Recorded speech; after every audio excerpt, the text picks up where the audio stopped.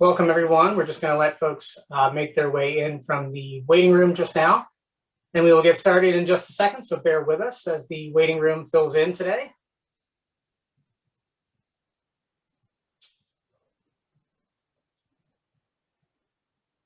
Welcome, everybody. Just taking a quick moment to let folks get in from the waiting room, and we'll get started in just a moment, so bear with us.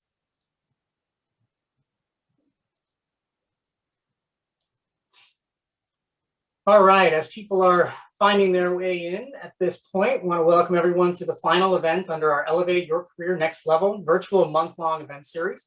My name is Joshua Protem. I'm the Director of Alumni Engagement for the UConn Foundation. I'm joined today by my colleague, Kate Krause, Director of Alumni Relations for the School of Engineering. We'll be your point of contacts today should you need anything, and we'll attempt to serve you as technical assistants, or at least to the best of our abilities.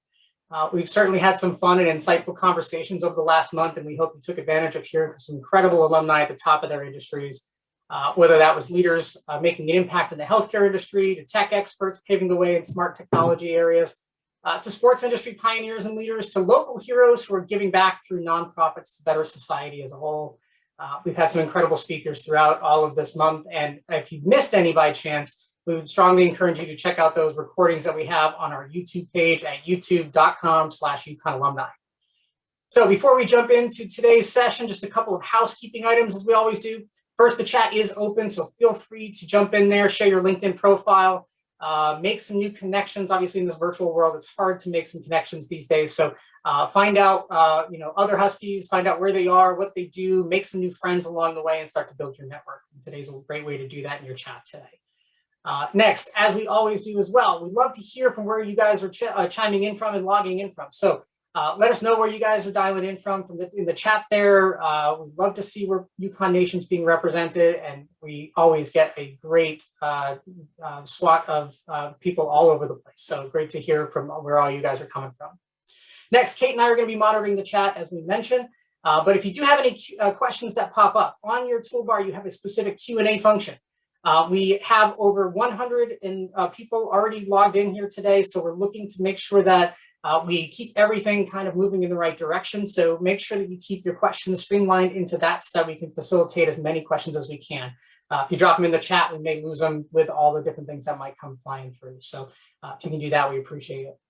Last, I'd encourage you to check out if you have Facebook. Every regional group throughout the country pretty much has their own Facebook group. So if you're interested in learning about Huskies near you and where they are and what activity might be going on when normalcy starts to return, I encourage you to check out your Facebook toolbar. If you go in there and type in your city and see if there's an alumni group out there, we'd love to have some more Husky activity out in the country. So please feel free to do that.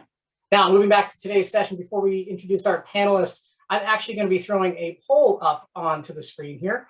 We'd like you to give us a little bit of insight as to where you are in your career and help us better frame some of the added discussion that we're going to do today. Obviously, Beth and John have put this together for as many contingencies as they can do, but if there's other things that pop up in the process, for folks in specific niches, we can definitely try to gear some of those answers that way. So there should be a poll up on your screen now.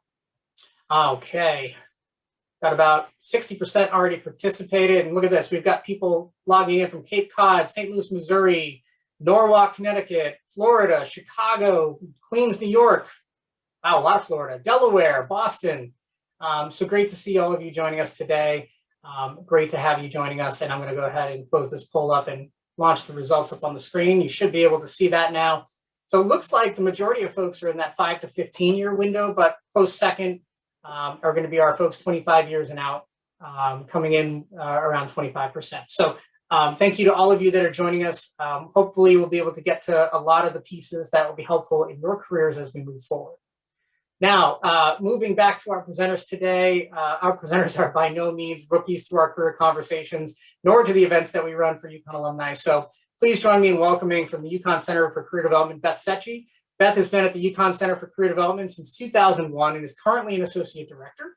She is a self-titled word nerd, and she is attentive to how writing well can reflect our talents and promote our skills. She enjoys helping students and alumni enhance their marketability through career-related tools such as resumes, cover letters, and LinkedIn. And prior to working in career services at UConn, she also held positions in Res Life, student activities, orientation, and academic advising at a few other institutions in Connecticut and Massachusetts. She is married to a UConn alum, is a parent of a 2020 graduate, and soon to be, she just found out this week that she's got another Husky bound with her youngest getting accepted into UConn this week. So congratulations, Beth. Great to have another Husky in the family. Beth earned her bachelor's degree in marketing and English from Arcadia University, as well as a master's in college student personnel from the University of Maryland. So thanks for joining us again, Beth.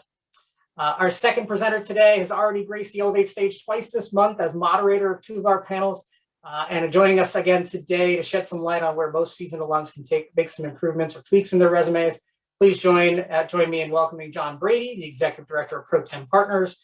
As you may be aware, Protem Partners is the preferred resource for career and management consulting for UConn alumni.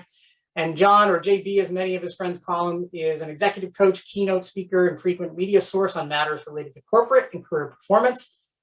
His current and recent clients span the US and UK, including senior managers and executives at Goldman Sachs, GE, Hewlett-Packard, Apple, Shell, Aramark, Hess, Southwest Airlines, AstraZeneca, Comcast, IBM, UBS, Thomson Reuters, as well as the United States federal government.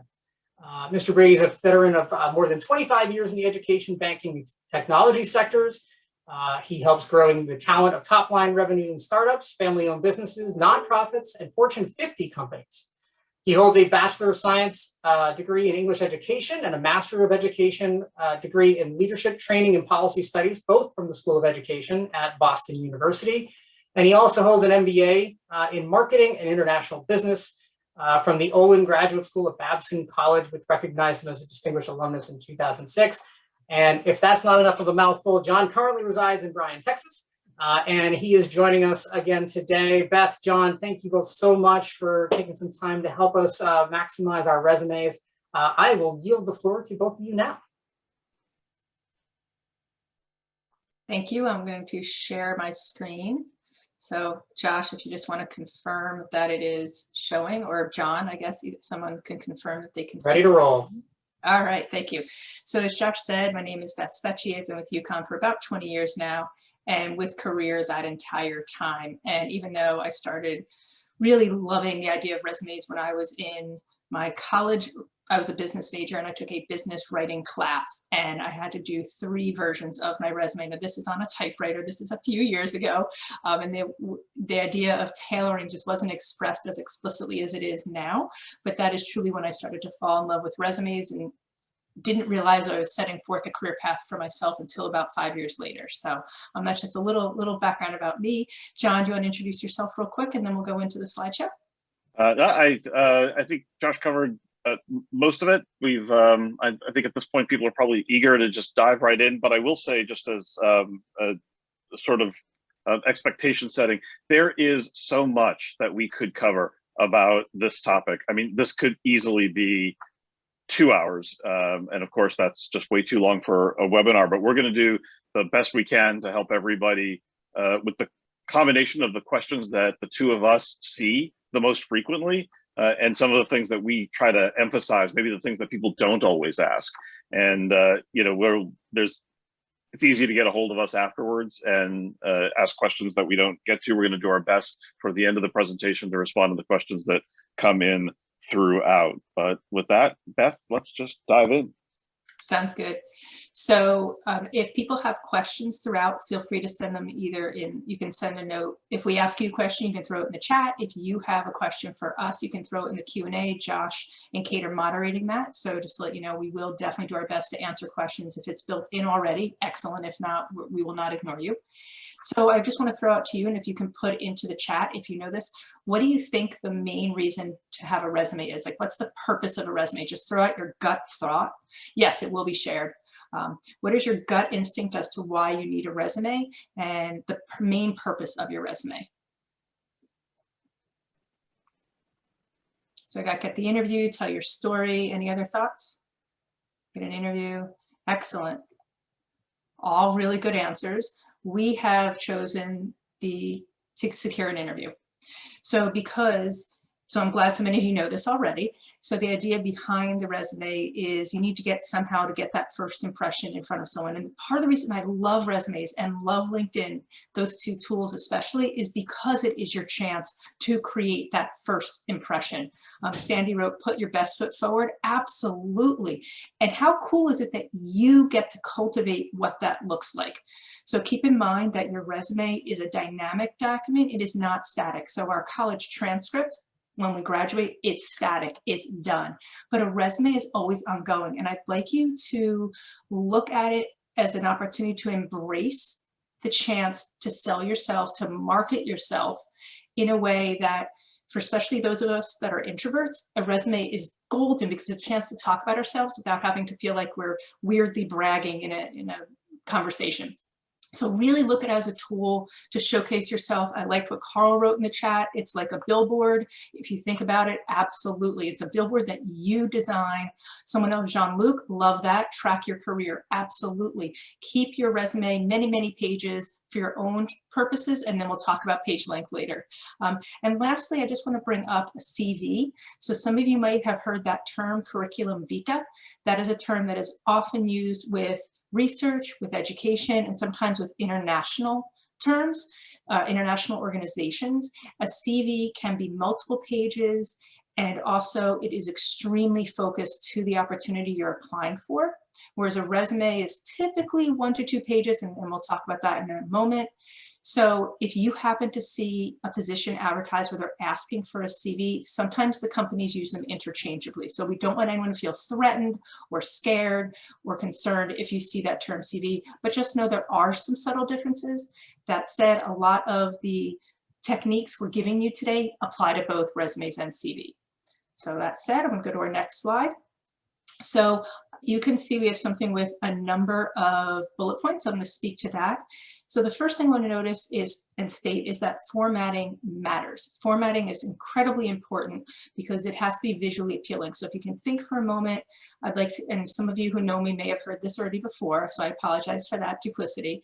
But if you're going to the store and you're trying a new food for the very first time and you look at the packaging, very often something will catch your eye. And if you pull it off the shelf and then you start to read the ingredients to make sure this is what you want.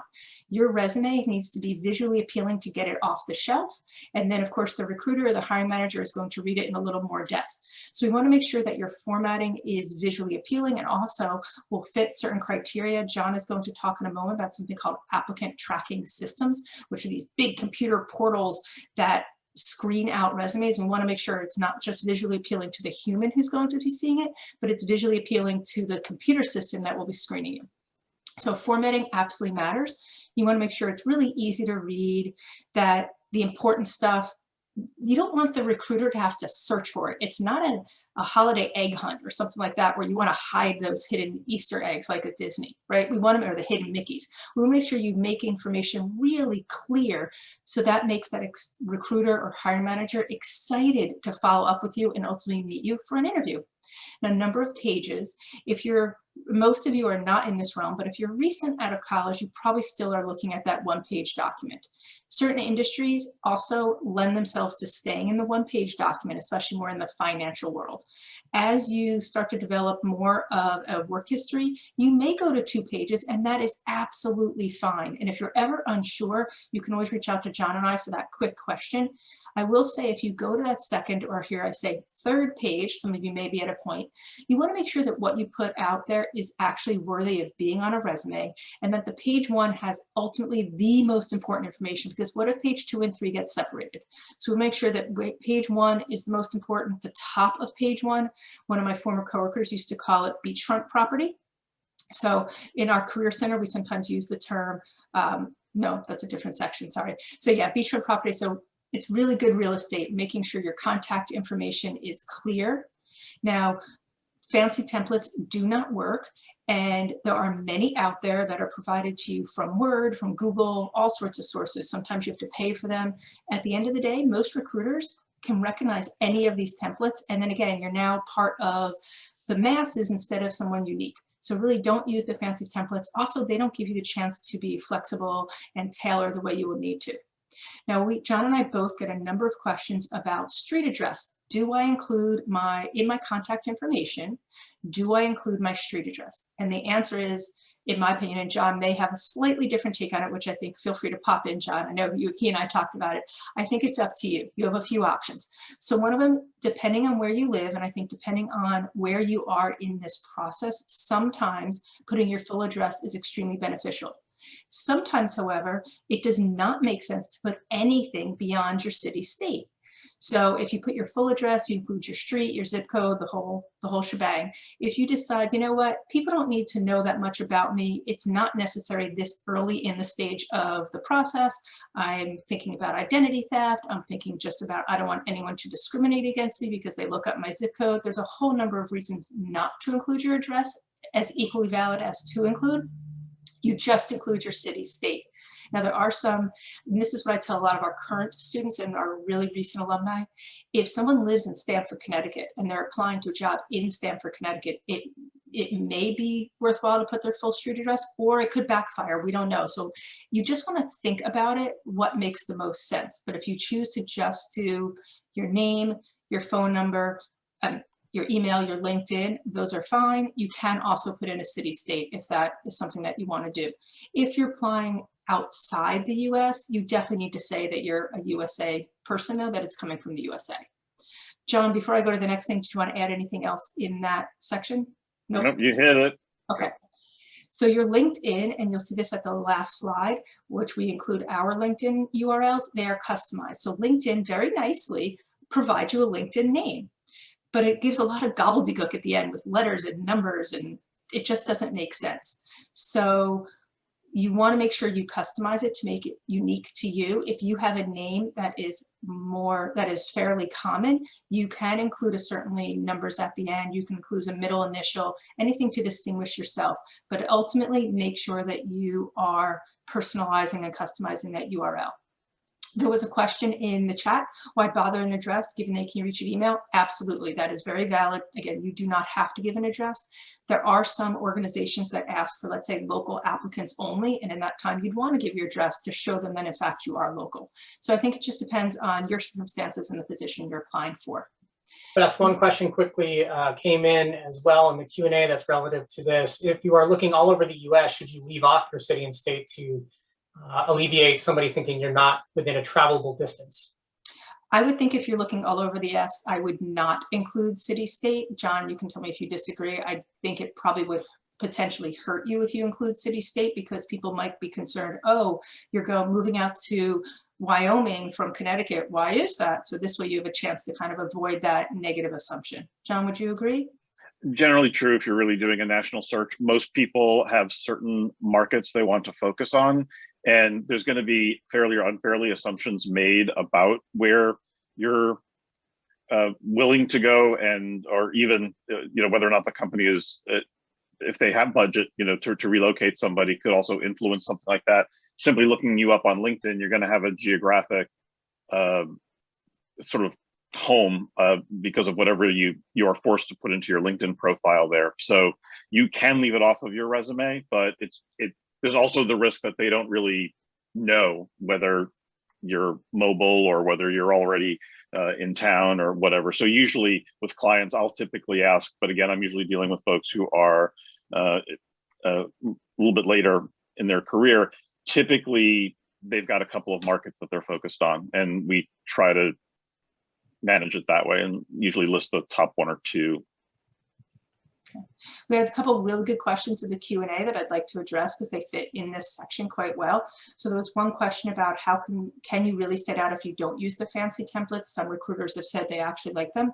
I think it depends on the field you're going into. So for people who are in the artistic world and very visual, then absolutely having that type of resume will be an asset. It's funny, I know someone who's a very recent grad who has that visual one and we also encouraged this individual, this alumni, to do a traditional style, and the person actually found that the companies that they're wind up applying to, even for freelancing, wanted more of the traditional, not the visual, which kind of surprised the individual. So I definitely would have both styles for ATS, and again, John will talk about this in a moment. you really do need that traditional style. Those visual, beautiful ones just don't work. So maybe for networking, you use the more fun one. And then for when you're actually applying, you use the more traditional style. Someone put that in their cover letter. They indicated when they're moving out of the area and they're excited to do that. Absolutely, you can speak to that in the cover letter if you think that will be an asset. And someone else asked about a header on post-grad education. That would go in that education section, which we're not really going into all the sections today. We know you all have some basic understanding of how to write a resume, and Josh will be sharing with everyone the link to the Career Center. We have an exhaustive sample resumes as well as a pretty good career guide on how to write resumes. And even though those are geared towards current undergrad students, you can still take the content and transition them to your experience. There's also on the UConn Career Center website information on CVs. So we just a few more points on this one, and then I want to jump over to the applicant tracking.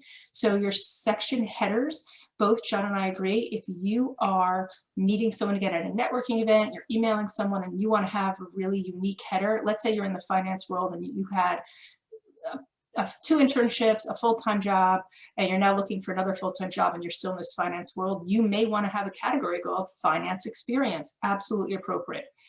However, if you are going to use it for an applicant tracking system, you're just going to have the category experience. And again, John will explain that in the next section. For your education, honors, etc., depending on when you graduated and the field you're going into, sometimes that will be, your education will be at the top, other times it will be at the bottom. There's no, unfortunately with resumes, there's no exact rules, right? There's rules and guidelines and if then, what if type thing. The last thing I want to mention in this section is summary statement, objective, or neither. So when we work with our traditional undergrads who don't necessarily have a lot of experience or don't have a lot of depth of experience, they might have breadth, or our recent alums who fall in that category, an objective statement, when it's well written, is extremely valuable. And though it must be well written, an objective statement that says a job at your company is not good and will get you immediately to the no pile. So we want to make sure that if you choose to use an objective statement, you write it correctly. And again, you'll see how to do that in our Career Center guide. Some of you, though, that have been out for a few years may be phasing out of the objective realm into a summary statement or a profile of skills. And definitely, John and I both agree, this is an excellent way to showcase those measurable skills as well as those essential skills. You may have heard the term soft skills throughout your life. I can't stand that word because I think they are just as hard to learn and demonstrate. So I like the term essential skills. Measurable, technical, those are the ones that are tested, right? So lab skills, computer skills, languages. So having some well-crafted, focused information in that summary statement or that profile will absolutely be an asset. At the end of the day, though, if you decide to have neither, I'd rather you have nothing than something that's poorly written. So if you're going to do it, just make sure you do it right. So I'm going to bump over to John now to the next slide. Before we go to the next slide, just real fast, 2 things. One, I realized something I should have added in responding to that last question about national searches. Yep. I want to stay on topic. It's supposed to be about resumes, but because I mentioned LinkedIn as part of that response, where you indicate in LinkedIn just to recruiters where you're willing to work, you can list a certain number of cities or really metropolitan markets you're willing to work in. So just make sure that you've done that if you are truly doing a national search, because it gives them a sense of where you're willing to go. The other thing, and Beth, I might have been looking at the Q&A, so if you already covered this, I apologize. The arrows that we put on here, that sort of Z, that represents really eyeball tracking. There's been a lot of research around how recruiters, hiring managers will read a resume. And the reason for everything on this slide that Beth just told you is they're going to go over this thing initially. The first view is going to be somewhere between 6 and 20 seconds, depending on which study you look at. And it's going to do that Z across the page. It's going to scan the top, right? That beachfront property. It's going to just see like, okay, who am I looking at? Does it look like they have, the stuff that we need? They're going to kind of scan each of the sections and decide whether they're going to read it a second time with a little bit more depth. And then after that, they're going to decide if they're going to look like really closely and whether or not you get on to that next step, which is the interview step. So that's why we have all those crazy lines everywhere. We'll forge ahead to the next slide. So yes, Beth mentioned this a few times, and many of you have probably heard about these. Most often now, this used to be just at larger companies, but it is very much true in mid-sized companies and even now in smaller organizations, especially if they're using an outside recruiter to help them hire talent. They're using software basically to scan all of these resumes that come in, and we'll just use ATS for short, but basically these are a class of software systems, cloud-based software systems that are scanning every single resume that comes in. And people get very nervous about ATS, and they even get a little bit angry about it, and I can understand why. Their level of sophistication varies from one employer to another, one software package to another. Some of them are fairly rudimentary, which is a bit challenging, and I'll talk about why that's important in a moment, but some of them are really just doing word searches. If you remember word search puzzles you did when you were a kid, some of them are a little bit more sophisticated and can get a sense of context and whatnot, but you have to assume, unfortunately, that like any bit of software, that it's limited. It doesn't have the broader knowledge that that we do as human beings, and that's why there was already a large industry in the space of resume writing. It has really grown in part because of all these different systems and how they work. Try and look at it, if it frustrates you though, from the recruiter's side. And I mention this only because it could inform the way that you interact back and forth later. If I'm really conservative, we are all awash in information and data. So are recruiters. So these next like 3 or 4 slides that we're going to be going through in different ways, these recruiters, whether they're internal or external, could be recruiting at one time for somewhere between 20 and 40 positions. And because most postings will be not only on the corporate site, but appear on job aggregators, LinkedIn, on Indeed, on Monster, again, conservatively, maybe they have 150 to 300 applicants. For really big name companies that are very popular, you know, the Amazons and the Apples and the Googles of the world, it goes well into the thousands. There is just no way to sort through all that information. And a colleague of ours in Florida said this recently really well when describing like why we still have to work with and try to get through all of these systems. If you do a Google search or a Yelp search and you're trying to find a business or a place to go to dinner, how often do you get past the first page or two? But this stuff becomes important because you want to be on that first page or two when they're looking at your candidacy. So diving into that, things like formatting, in addition to everything that Beth mentioned on the last slide, little things like how you format the date can matter. Most systems will read words. So if you were to spell out the month, for example, December, usually it'll get caught. But if you want to play the safest path, and in the slide, Beth and I tried to go for the safest path, that 2-digit month with a slash and the 4-digit year for dates is the least likely to be a problem when scanning. You're going to put so much work into your resume, you don't want it to be scanned incorrectly. Let's jump forward to the next couple of topics on this slide. Stick to fonts that aren't too fancy either. I know it's very frustrating. People want to stand out. They want to be unique. They want to be individuals, especially in certain industries. But if this resume of yours is going to go through an ATS, which in most cases it will, it can't, not all of them can read every font. The fonts we've listed here, probably kind of in descending order of relative safety, but all of them you're probably fine, are going to be read by almost every system without any problem. But if you start going off the ranch on any of these, it could scan some errant characters, which then throws any ability it might have to contextualize information, and it goes right out the window, which then means all of a sudden your score is dropping because each resume is getting kind of priority scored and ranked so the recruiter can decide, you know, who to look at. So try to stick with those. And that also means that from a formatting standpoint, avoid things like text boxes. You would think a text box would be safe because it's, you know, a text box, but depending on how it's shaded, sometimes an ATS can't read the text that's in it. It just looks like an image as opposed to text. And that throws everything else off. Also, avoid things like grids or tables. Stick to just a single column format because almost any system is going to just go top to bottom, unlike the Z that people use in scanning something visually. The way a computer looks at something is just beginning to end. So just avoid any of those things and you're less likely to get bumped out for no good reason. We're going to jump to the next slide.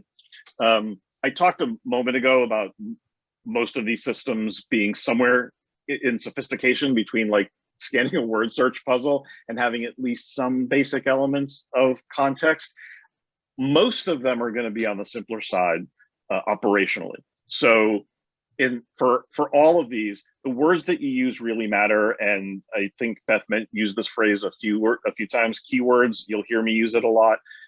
Keywords, key phrases matter a lot to these systems. They're looking at the job description that the recruiter loaded into the system, and it's trying to do a match to your submission as best it can. And certain words that might be mentioned multiple times in a job description probably need to be mentioned multiple times in your resume. Those kinds of edits every time you submit a resume is going to be really important. The next bullet kind of feeds into this a little bit. Most of these systems, while some of them understand the context of a sentence, for example, oddly, they don't always know synonyms. So for example, customer versus client versus constituent. And there's a bunch of others. I like alliteration, so I use those three, but it doesn't usually know the distinction between those. So it's really important to look at what's not only in the job description, but sometimes on the company webpage or other places, so you culturally get a sense for just how they refer to stakeholders, because that could impact what goes in there. We're going to deep dive into some of the next couple of bullets later, but going forward, both the system as well as the people who look at your resume, they're going to be looking for your impact on an organization. And I always tell people there's been a lot of advice, and I understand why, on pushing job seekers to put numbers in wherever they can and quantify whatever they can. That isn't bad advice, but I will also tell you, both Beth and I understand, and employers do too, there are contributions you make that either would just be impossible to even approximate or estimate, but that are also qualitative, that aren't necessarily something that you can count. And that's fine. But generally, you want to make sure that any of those statements still have words that are going to make sense to a very simple scanner. And if it gets to the person on the other side, gets through that process, it's going to be really clear what the nature of your impact was. So, those are, quantify what you can, but if you're going to make a qualitative statement and you're going to see some examples of them, just make sure that it is outcome focused. And one more on here, and that is tense. I mentioned synonyms, sometimes not so much. Generally, the advice that we give is to be very aware and consistent of stylistically what you do with present versus past tense on your resume. And that advice definitely holds.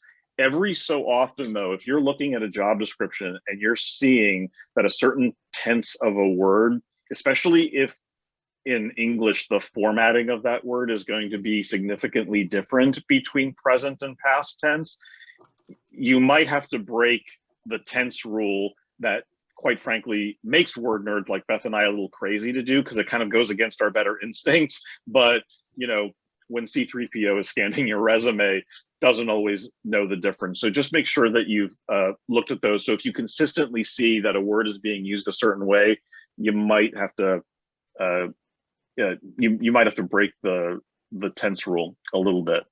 John, before you move on, a question came in that's kind of tied to this.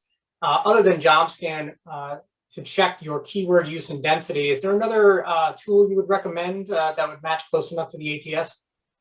There's a few of them out there that compete with JobScan. JobScan happens to be the platform I use just because I personally like their interface and their database of the number of to the extent they know anyway, which ATS, which systems, which employers are using. If JobScan knows it can apply that logic and give you some tips that are unique to the quirks of that system. And that can be really helpful information. However, JobScan also costs money, and we'll talk about spending money on your job search process at the end. But one other tool that you can use, and that in fact many professional resume writers use, there are a lot of word cloud sites and apps out there where you could paste in a body of text from, between two things. So like a job description and your resume, or even the text that's inside your LinkedIn profile. And if you don't know what a word cloud is, it creates a visual, a cluster of words, and sizes the font of each word based on its frequency or perceived importance. And most of them are free. And while they're meant to give sort of a neat visual that you could use in like a PowerPoint presentation or something, that logic is not the same as an ATS, but it's very similar. So if you don't go with JobScan, or you can only afford to do so many things, and like I said, JobScan does cost money at a certain point, those word cloud type of sites can be a great alternative. Personally, I use them both because the logic's a little different. Sometimes it'll help me find something, but I do this all day. So outside of JobScan, I would say the word cloud. In fact, like tagcrowd.com is one that is free that just happened to pop into my head, but there are a few others.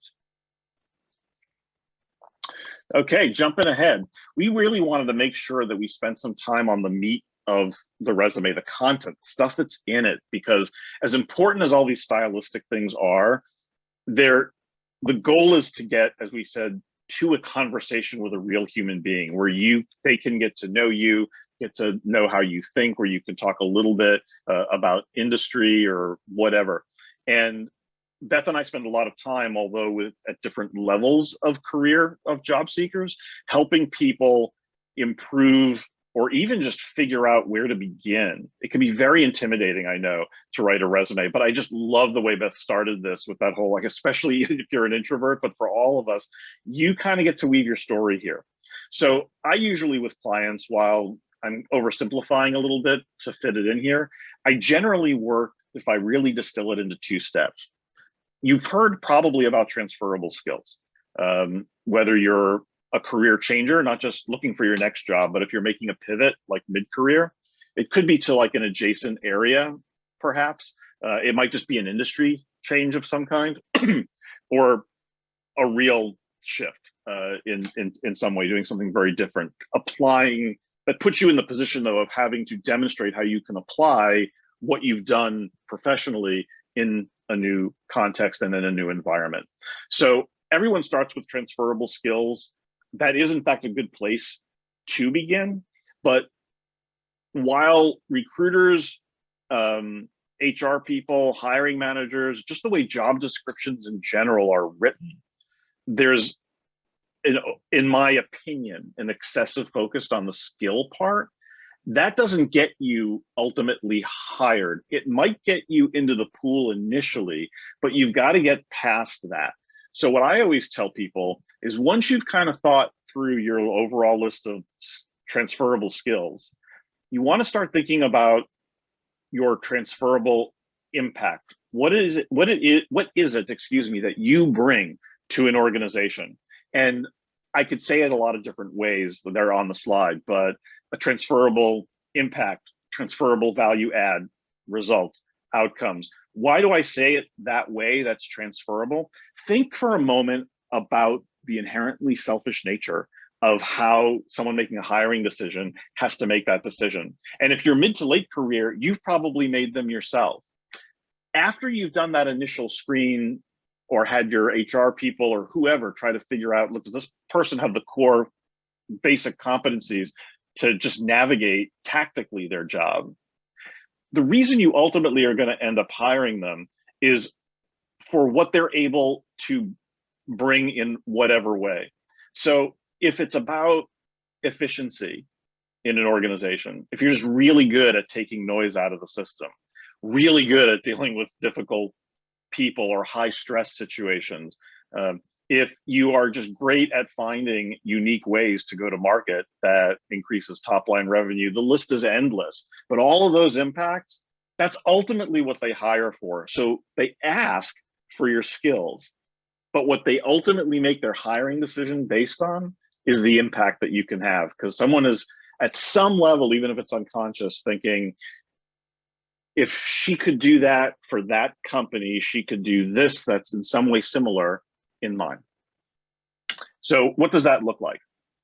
First, I call these self-study questions. Coming from a higher ed background, whenever a university is up for reaccreditation, it goes through a self-study. It looks inward first, but that I've brought that over in working with clients.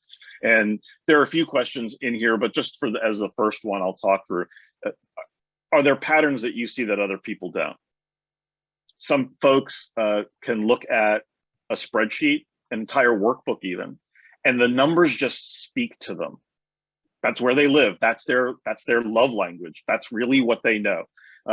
In other cases, people just really, really visual. They can look at something and they can know immediately how to improve it. It could be a PowerPoint deck. It could be the way that a room looks. It could be marketing collateral. It could be just about anything.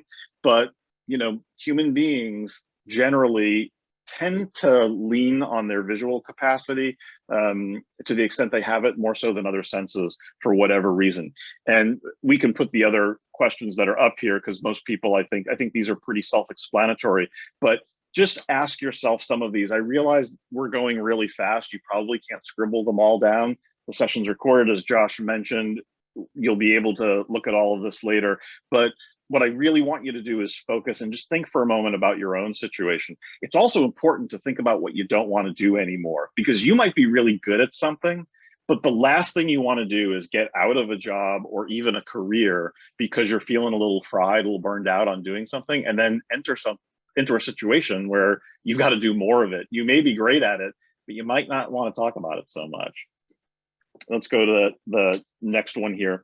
And then, if you remember, I had said you start with your transferable skills and you kind of take that inventory first, but then you start thinking about that, what I call transferable impact or any of these other words.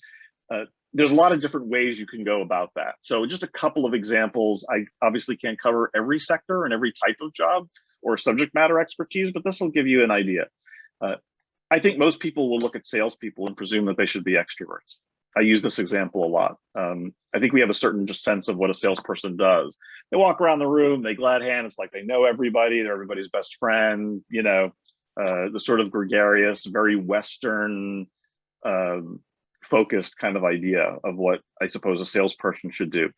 Maybe you are an introvert, but a master salesperson. In fact, some of the best salespeople are, because they're less interested in listening to themselves talk and more in listening to their prospective client. They really start to get a sense of what it is that they need or might need.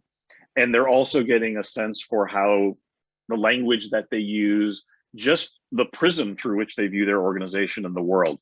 And you can lean on that. There are a bunch of other examples here because I wanted to try and cover other types of roles, but maybe you're the person who always gets asked to train everybody when people come in. A lot of those folks will talk in their resumes about training and onboarding new employees. Someone has paid you tens of thousands of dollars a year, hopefully more, to do something because the value that you're bringing is worth it. What is that? If they're going to you to train new people all the time, yes, it's because you train people really well, but what's the real result of that? They get up to speed faster. They're productive faster. They're making fewer errors later. So again, for all of these, while you could look at them later, or maybe you've seen one that relates to your discipline, these are kind of some real world examples of how you get out of just the transferable skill space and into impact. And we're going to talk about how then you use that in specifically a resume. Beth, why don't you talk about the bullet point stuff for a few minutes? As usual, I had to find the unmute button. You know, every system has its own place. So we're going to talk about the bullet point statements. I also want to let you know that it is 1:15, and John and I want to make sure that we hit all of our key points and don't rush through. So we will keep presenting even past 1. If you have to log off, we totally understand. It is being recorded, so just don't stress. If you miss the last 10 minutes, you will get a copy of this. Okay, that said, so bullet point statements, like I said, I love resumes, and part of the reason I love resumes is here's the chance to really articulate what you need to say in words. Now we want to make sure, let me backtrack. When I work with individuals who are stuck writing bullet point statements, I find the biggest reason is that because they're trying to just write it for what we call their master document, which is the place where you just keep track of everything you've done for however many years you want to go back, and it's as many pages as you want because you're the audience. So in that case, just write down, made presentations to audiences of alumni, if I were to put that on mine. Now, when it comes time to actually apply for a position or focus on an industry, then I'm going to start cultivating that bullet point statement to have some of those impact words that John just spoke to. So it is so much easier to, once you get the rhythm of it, to write your bullet point statements when you know who your audience is.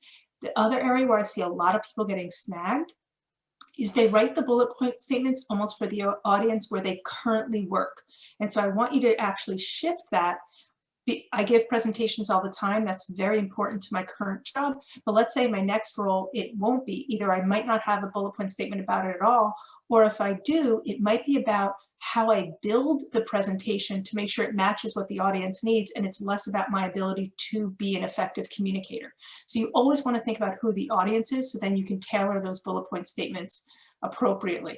And they will be adapted based on the experience. Lastly, before I go to the next slide, a lot of times we're asked, well, how long should a bullet point statement be? So it starts with a key action verb, tense appropriate, sometimes present, sometimes past. Do not have it start with, let's say again, using me, it would be right now, present on X topic, not presenting or presents. So I'm going to use present or presented, and it can be 1 to 2 lines. Longer is not always better. So think of the world of business writing, regardless of the industry, and you want to be concise and to the point. If you can articulate what you need to say in 1 line, then by all means do that. If though you start to go on to that second line and you only have 1 or 2 words hanging out, see if you can adapt it to get back on 1 line. But if you truly can't, then actually we're going to enhance that bullet point statement to be a little bit longer, because you don't want to just have a line and a word. That just, again, remember formatting, visual, that just is a waste of great real estate. All right, so I'm gonna go to the next slide.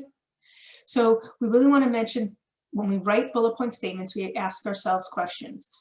How did I do what I do? What was it that I was doing, and why was it important?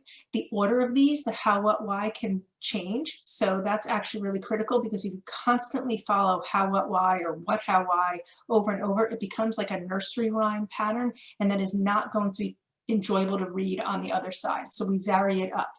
Now, sometimes when we put bullet point statements in, you might need to explain about the organization. So I'll go with John's path with being in higher ed. If someone works at Harvard University and has some bullet point statements about Harvard University, they probably don't need an explanation line, because pretty much everyone in our country has heard of Harvard at some point in their life.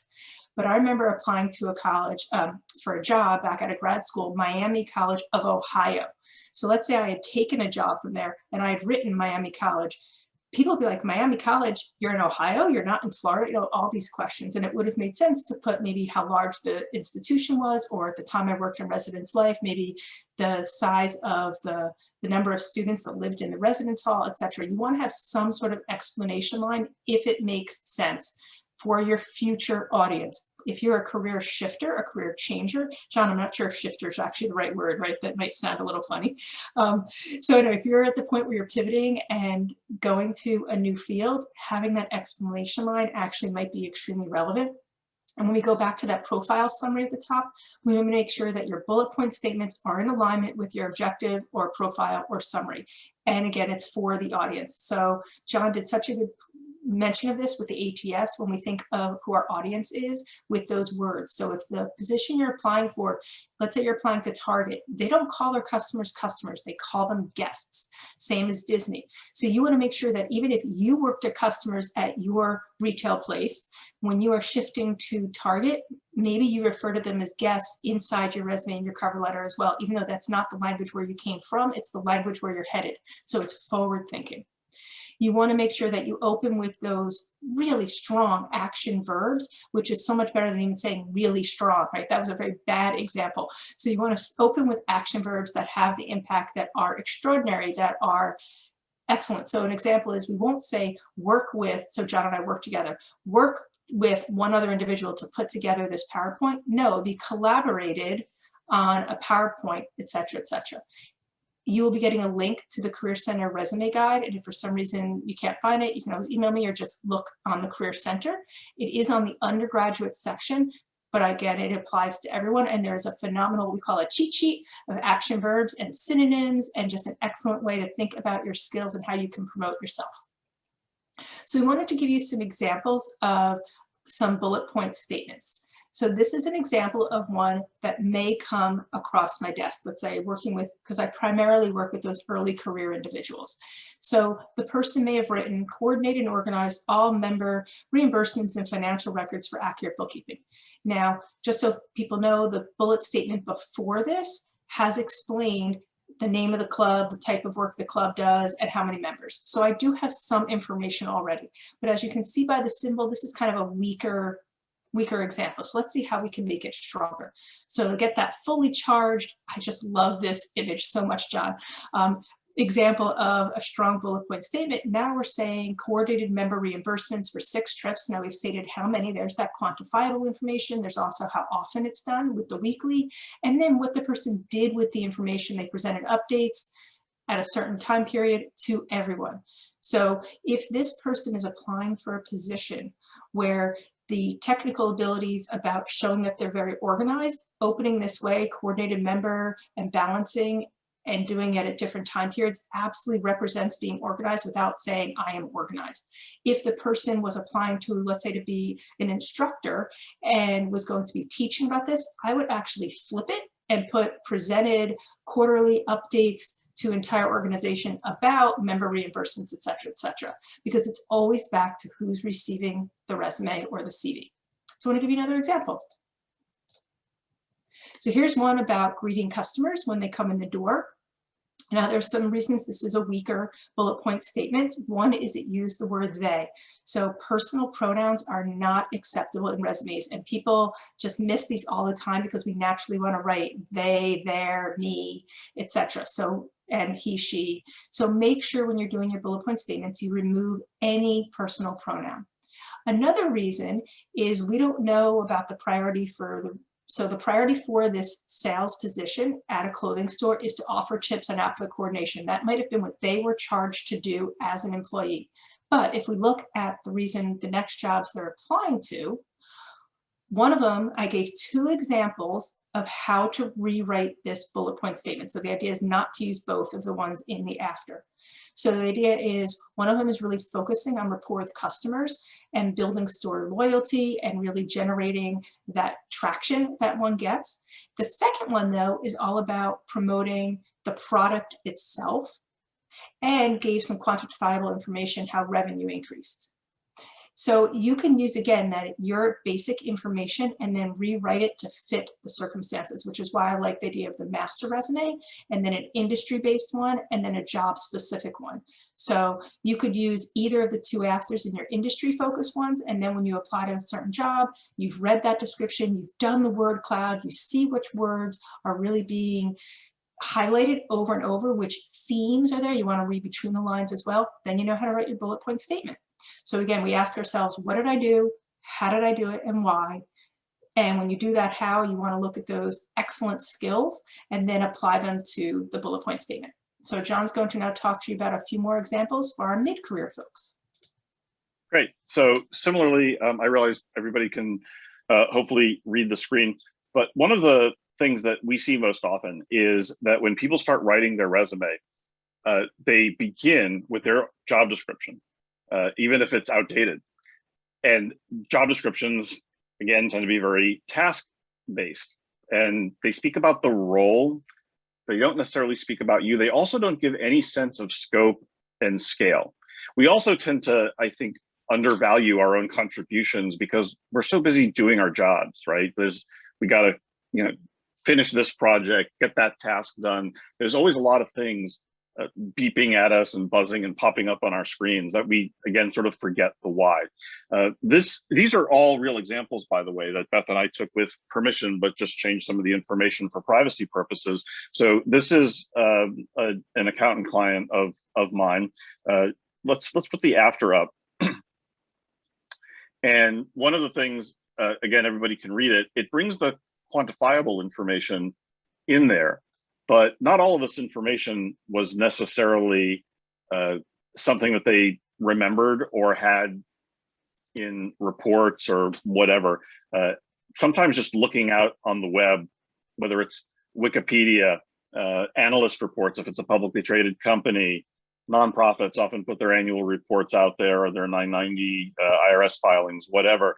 By giving a sense, because this person ran the accounting department for a company of this size, you start to get a sense of how much they had responsibility for. It's a lot.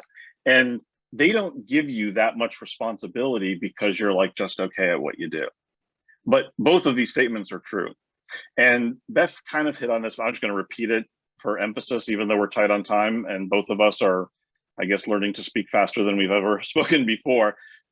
In all of these cases, it's just coincidence that most of the afters ended up being longer. Generally, we want to make the words more concise. We want to make it simple. We don't want it to be too wordy or too complicated, but it's just the way these ended up. Let's go to the next one. Again, pretty self-explanatory. Everybody can read it. It is a little bit better. You'll notice we use the like yellow sort of mid-level charge icon here. This person on their first pass did have a result, which made it a little bit stronger. The purpose, which is, to make sure that orders are fulfilled on time. But we were still able to make it a little stronger than that. We'll pull up the after. We still talked about on-time delivery, but there's a real complexity to the supply chain and the sheer volume of units that they were moving, in this case, all over the world. And it ends up just being a much stronger statement. We do sometimes estimate, and that's okay. You don't need to have tight numbers everywhere. You're not always going to have them. We've got one more for you. Again, something that was really originally taken out of a job description, still kind of at mid-level. This person still put an impact on there, an outcome, talking about fixing deficiencies, delivering continuous improvement. Still, we were able to make it stronger again by giving it just a little bit of a kick. And the reason we wanted to throw this one in there is because I had mentioned earlier the quantitative, not just the quantitative. We don't always have numbers, but here, I always say when you're looking at qualitative results and contributions that you've made, what I tell clients is, if I were to ask 9 out of 10 or 8 out of 10, like reasonably minded people that you used to work with, if that statement was true, would they agree with it? And if the answer is yes, I think you're safe going with it, even though it doesn't have a number attached to it. It doesn't mean it's not real. It doesn't mean you didn't make it. All right, we have just 2 more things and we are at the end. And the reason I like this slide too, and John and I talk about this, that word oversaw is used all the time in. Oh, yes. It's okay, John. And it's such an easy word to use. So I really liked this example that John had cultivated because it says that the person oversaw a compliance program without actually saying it. It's like those TikTok videos that say, show us that your dog loves you without saying your dog loves you, right? So the after is just so much stronger with that really quite excellent elevated scope and scale. I want to steal that. I won't because that's plagiarism. We're word nerds. You said it. Right. Word nerds. So we'll go to the next slide. So what I want to show you now is different paths. So I've spoken a few times about how you can change your experiences based on what you're going to. And I apologize if you can't see this close up. Again, when you get the recording, you'll be able to make it a little bigger. The idea behind this, though, is, I don't know if folks can see me use circling the mouse on the screen, but this is the same education. The student has a Bachelor of Science in Statistics. So this top part here, education, is the same. Now, the objective is different. Path 1 has seeking a marketing analyst position, and the skills they're stating are analytical, problem solving, and organizational. Position 2 is an analyst position specifically, so right there we're leaving marketing analyst versus a banking analyst. So now we're using statistical, administrative, and computational abilities. So right off the bat, the objectives are slightly different. Then we look at the example. On the left, we just have a skills category. On the right, it specifically says tech skills. Now up here, it says finance, 75% of education in the education section. Again, they're going in the financial realm. The experience on the left has that financial stuff, but all the way down here under additional experience.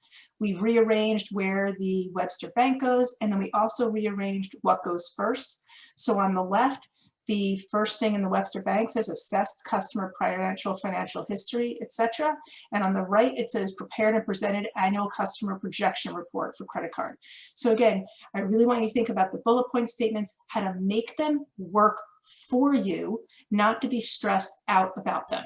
And that's where we come in as career coaches, whether you're working with the Career Center or you're working with John or some other resource. We want to make sure that you are getting the best support you can.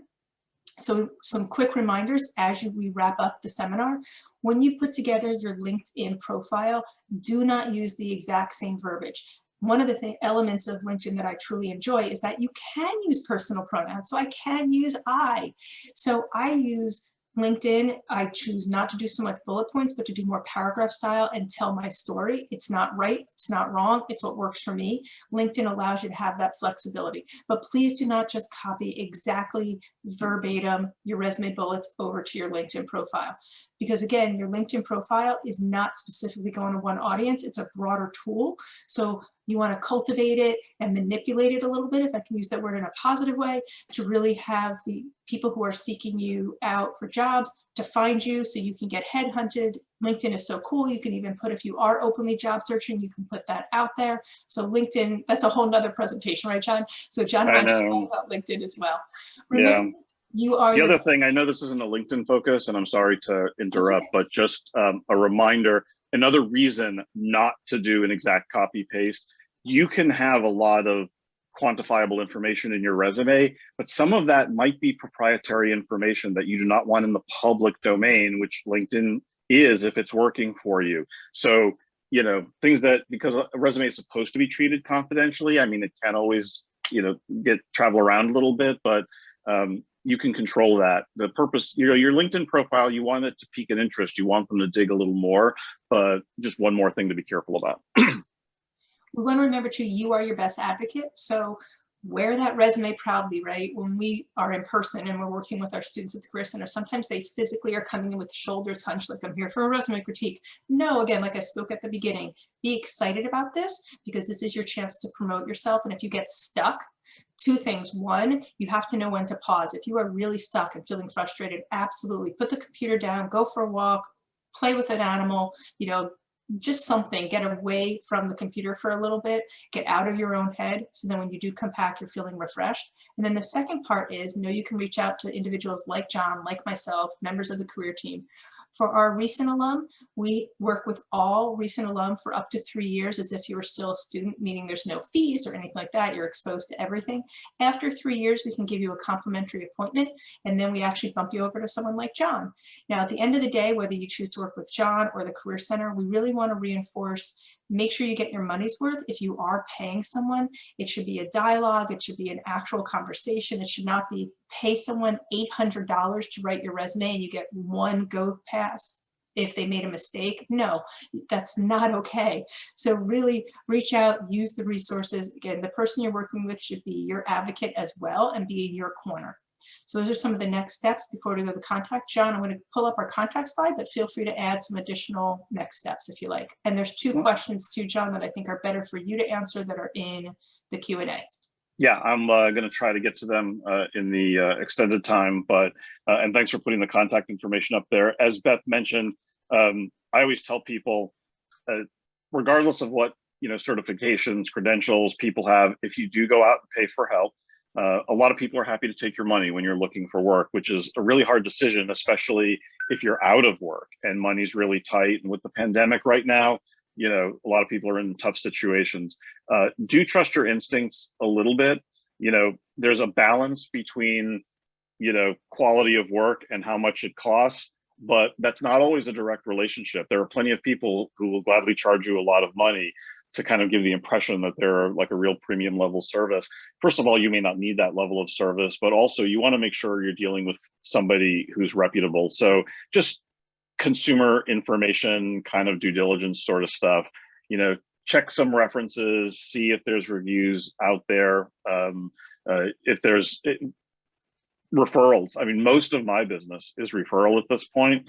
People feel comfortable coming to me because somebody else had a good experience and they got referred. But do rely on that, because when you just do a search on a search engine and you pull someone's name up, I actually had somebody ask me a couple of weeks ago as part of vetting me whether I get quoted in the press a lot. I do, but I do that for PR and because people see it as a legitimizer. But all it honestly means is it means I'm willing and kind of okay at PR. It doesn't mean I'm good at helping people get their next job or helping them with their resume. They're not necessarily the same thing. So, you know, just be aware of that as you're searching through. And if you need more advice, Beth, myself, Josh, any of us will, you know, be glad to help you, send you in the right direction. At least the kind of advice I always tell people, I try to give people advice and suggestions that I would give to somebody I loved but wasn't in a position to be able to help for whatever reason.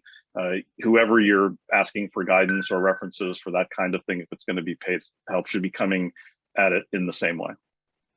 And really quickly, John, I think this is a great spot for me to interject as well, because we are seeing some questions come in as well in terms of some of our folks that are more seasoned and not within that 3-year window where they can take advantage of those services and resources that the Center for Career Development has at the university. The reason why John is paired on this platform here today is we entered an agreement with John probably, John, I want to say 5-6 years ago at this point now. It's more, believe it or not, but yeah. It's a while. No. So that lets you know that we've done our own vetting. We've experienced John in his work for a number of years now, and many of you have met him across the country. Normally John would be kind of in tow with us, going around the country for this Elevate series that we'd be traveling around the country for right now, whether moderating or leading some of these types of workshops. The relationship we have with John is that part of the agreement is he'll be able to be presenting these types of things, but also he's offered a 90-minute consult to anybody who needs that. And sometimes that's all they need, and that is free of charge. Now, many consultants that you can speak with, like John mentioned, will not necessarily be able to provide that to you at free of charge or at little cost. Beyond that, it's up to you what you would like to do in terms of expenditures and how you want to move forward, like John mentioned, with making sure that you're comfortable paying for services in that way. That is completely up to you. We provide this. Obviously, the university has 260,000 alumni worldwide. They have 20,000 undergraduate plus students that they have to tend to. So the Center for Career Development has to make some kind of line in the sand as to who they can provide the resources to. But they will provide that one free consult if you need it as well. And that goes to anybody, even if you're 20 years, 15, 25 years out, whatever it is, they will give you that free hour. John will also provide that as well. And you can do that by reaching out to John and indicating that you're a UConn alum. You can send an email through me and I'll facilitate an introduction. But you can also find information about John on our website at foundation.ukon.edu. You can get his website and everything else you need.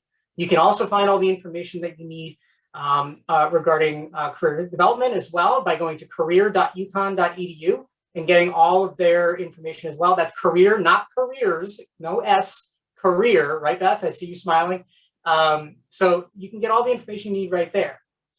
But there's no further pressure beyond that. So we just want to make sure we have that resource available to you. Really quickly, if I can, there were a few additional questions that came in.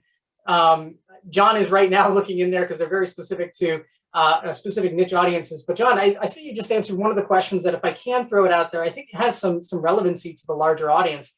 One of the questions that was just there was in regards to women who may have taken time off, or even men who have taken time off to raise a family. There is a gap in work experience that can pop up as a result of that. Where do you list what you've been doing, how you've been doing it, volunteer work, whatever it might be, to make it so that it doesn't seem like you just took time off to just take time off, but you did something, because that's of value to the community as well. Sure, I list both. Just usually, there's a lot of nuance to where it might go, and in the interest of time, I won't go through all of it, but in the answer I was giving to the person online who had asked that question. First thing is, if you've taken time off, whether it's for childcare, elder care issues, I mean, I just went through that. I was self-employed, so I didn't really have to explain it to anybody, but it did take up, you know, a large share of my time. So I was spending less time with clients. You can, in the elder care example, have a line or two in there that just, you know, elder care, or, you know, and a one line underneath it, you know, supporting a parent or relative at end of life, or whatever that might be. You know, those are things that we want to be there for, and just list the dates, because in many cases that's going to fill in the entire gap. Now, if you also have had other volunteer activities, so if it's more driven by childcare needs, for example, very often there's a part of the day when the kids are at school, or at least for part of the day, if not the whole day. And as a parent, you've got some other things that you've been engaged in. You should absolutely list those, especially if there's a way to tie some of the things that you were doing to your career progression. And very often they are. We tend to go back to the same things that we feel comfortable with. You know, so someone who works in a STEM field is probably going to feel more comfortable volunteering in some quantitative capacity for a nonprofit. In some ways, they may be using their creative talents in some other ways. So if it fits in there, or if you're serving on like a board or a committee or something like that, you're still like planning things, it's great to list that stuff. I say the where is more nuanced, because sometimes that would fall under like a volunteer section, and sometimes it's taken up enough time or is relevant enough that I would actually put it in the experience section. It kind of depends on the specifics. Thanks, John. And Beth, thank you for putting in the chat as well, that if you happen to suffer as a result of the pandemic and your job was ended as a result of that, that can also be indicated within your resume and in the conversations that you have. Doesn't mean that you haven't done anything. It's just, it's the nature of the times, and it's unfortunately a reoccurring thing that seems to be pretty relevant these days that we're seeing. So definitely, it's nothing to be ashamed of. It's happened, and it's something you can speak to, and it's a firm answer, and it's one that people should be able to understand and respect. The other thing, John, I see you're typing this in right now as well. For those of our more senior, experience, how far back would you list on your resume, so that you're not necessarily providing, countless pages of work, because some people have experienced not numerous amounts of opportunities in their career, and their resume could be 3 to 5 pages. Yeah, the short version of what I'm typing in here is, again, Beth and I use this, it depends a lot, which I know frustrates people, but at a high level, how far back to go? It's always easy to apply a rule like, say, 10 years or 20 years or whatever the number is. I usually base how far to go back on how many positions you've held, the relevancy of those positions specifically to what you're seeking to do next, and the overall story it tells. Generally, that's going to end up somewhere in the 10 to 20 years of history kind of time frame, because those first entry-level jobs, it's, unless there's something really compelling about them for this particular search, then you can probably just take those off in the interest of space and to kind of make everything more concise. There also is another reason too, which is just unconscious bias and ageism. It's out there, and it's usually completely unconscious, but it happens. So there's just one other reason to take a lot of the extra stuff off on the timeline, and stick to those things that are immediately going to and very clearly demonstrate this is somebody that we should be talking to. They obviously have the relevant information and the recency of that experience to be able to bring it in. Sometimes the length of the resume is one more thing that might drive that decision, Josh, because maybe you've been out in the workforce 20 years, which still only puts you really at mid-career. But if you have everything in there and you're spilling onto a third page, that might just seem like a little too much. And I might tell a client, you know what, let's cut this stuff out of there so that we're still keeping it to 2, because that's digestible, I think. Well, thank you, John. Thank you, Beth. I can't believe 75 minutes just went by in the blink of an eye, but that was a lot of information that really was out there. So, if folks have any follow-ups, John's information was up there, Beth's information was up there. as well. So we will definitely make sure, you get this presentation. So feel free to follow up. Beth, I know you had one more thing that you wanted to throw out there as well, specifically regarding the pandemic. Yeah, because John and I talked extensively about us reminding everyone, like, this is writing a resume during a pandemic, and then of course we forgot to mention it. So I wanted to bring that up. So one thing, if some of you have been underemployed or not employed in this time period, but you have been productive, let's say you've been working on your independent project, you have been learning a language, you have been working on your technical computer skills, etc. Absolutely, that might be something else that you put on your resume as an independent project. It can definitely go in a cover letter. So if you've been doing anything that could potentially be your career related, by all means, just remember that is something that you can show as being active in this time period. So I don't want you to feel like, oh gosh, I don't have a job and I have nothing to show for it.